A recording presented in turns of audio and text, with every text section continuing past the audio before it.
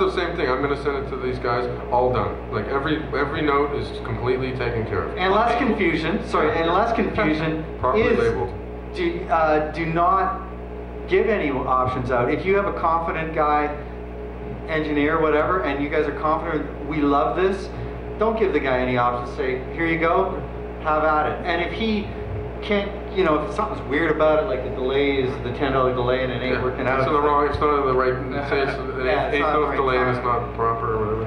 Yeah, you want it to be great. Cool. You know, guys will do stuff where they'll mute certain drum room mics and they'll balance it differently than you send it to them, and that's their job. You know, put some distortion on the bass differently, or you know, and put delays on vocals and things, and you know, it's crazy. That's fun to come back. Oh, I didn't think of that. Wow, cool.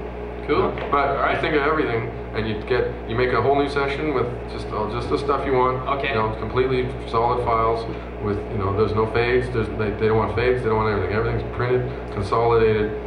You know, no playlists. Whatever's in the audio bin is all the audio that they're gonna get. It's gonna run smooth. It's all labeled. This is lead vocal harmony. You know, verse vocal. Of course, like it's not like, you know, Bob. You know, the name of the thing. Bob, take 3. Like, he doesn't care if it's Bob, take 3. He doesn't know who Bob is. It's the lead vocal, you know. So swing left and swing right. Yeah. Like, I use the word schlang, so like schlang guitar stuff, you know. Ka-chang. No, it's verse guitar ambience, you know. So they, you know, be clear. We're professional communicators. Why can't we, you know, we need to communicate at all times. All right, awesome. Deal. Anyone else like to ask a question? Shirley must have some questions. Shirley? Who's Shirley? This is Shirley. Hi, Shirley. Hi, Joel. I'm Shirley. I'm in a band called Distant Society. Kim sold his band. Do you like Pink Floyd? I love Pink Floyd. Yeah. They're okay. They had a few hits.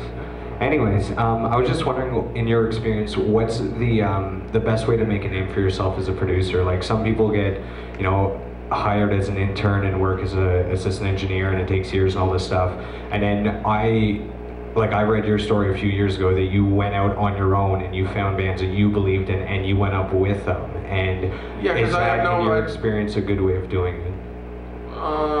It's my experience, whether it was a good way to do it or not. I'm actually only 12 years old and I look like this because of the stress, you know. It depends what your goal is. If you like, I came up in the studio system as a drummer, so I spend my time learning all the reason you're an intern is because you don't know shit, and you gotta, like, no matter what they say in the book, you gotta play with the 5 different kinds of 1176s that exist and figure out why they all sound different. You know, like, so if you have an opportunity to go do that, you know, take the opportunity to do that. I got to learn a bunch of stuff by being in the studio environment. You know, that's the same thing, just mine's a musical thing as well. I happen to write songs, which is kind of the, you know, and do the musical creative stuff, so that's also a very important thing. With that, you know, they kind of go hand in hand. What's the best depends on what you're trying to achieve and what your skills are, you know. If you write songs, I would highly recommend continuing to write songs, but also, you know, it depends what you want to do. I mean, what do you want to do? Now, as a producer, you mean? Yeah, I do music full time. I release CDs and I tour. And as a singer person? As a singer and guitarist in the band. And I went to school for audio engineering as well. Right. And I have my own studio. And you know, I don't think I'd be able to do the full-time engineer in the studio. Yeah, you'd kill yourself. Yes. Yeah, I love that you could do music and then that gets you into the studio anyway, so you get a bit of both. But I was just wondering from the production side. Be successful. Like, whatever it is that you got to do, like if you don't put the numbers up on the board, no one's going to call you.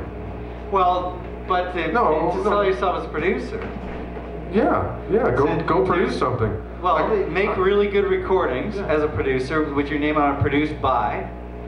Whether, you know, it's a local garage band and that everyone starts talking about it, it's like, holy shit, yeah, that's what I'm saying. Great. Be successful at it. It's the same. I'm saying the same thing. Whatever scale it is, be successful at it. Like, I had to go, like, the day I was 27 years old, I was like, I want to produce records.